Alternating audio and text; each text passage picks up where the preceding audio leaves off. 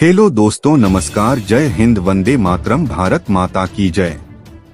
EPS 95 scheme कर्मचारी की मौत के बाद परिवार के किन सदस्यों को मिलता है पेंशन का लाभ, क्या कहता है नियम? अगर आप ऑर्गेनाइज्ड सेक्टर में काम करते हैं तो हर महीने आपकी सैलरी का कुछ हिस्सा ईपीएफ में जमा होता होगा। ईपीएफ अकाउंट में कर्मचारी और कंपनी दोनों की तरफ से कंट्रीब्यूशन होता है। ये कंट्रीब्यूशन बेसिक सैलरी प्लस डाका 12 से 12% होता है। एम्प्लॉयर के कंट्रीब्यूशन में से 3.67% ईपीएफ और 8.33% हिस्सा कर्मचारी पेंशन स्कीम में जमा होता है। अगर कर्मचारी ने नौकरी के 10 साल पूरे कर लिए हैं तो वो ईपीएस 95 स्कीम के तहत पेंशन पाने का हकदार बन जाता है।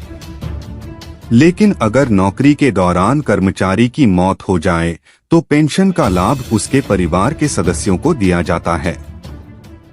इस स्थिति में विधवा पेंशन, बाल पेंशन और अनाथ पेंशन दी जाती है। यहाँ जानिए क्या कहता है ईपीएस 95 स्कीम का रूल। ईपीएस 95 स्कीम के तहत कर्मचारी की इस पेंशन में विधवा पेंशन, बाल पेंशन और अनाथ पेंशन शामिल होती है।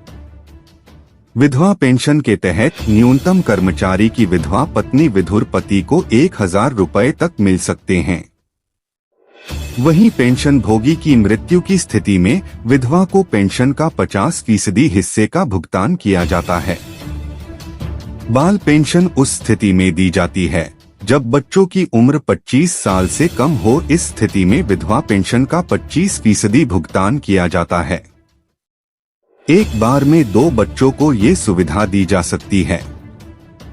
अगर बच्चे अनाथ हैं तो उस स्थिति में बच्चों को पेंशन का 75% हिस्सा 25 साल की आयु होने तक मिलता है।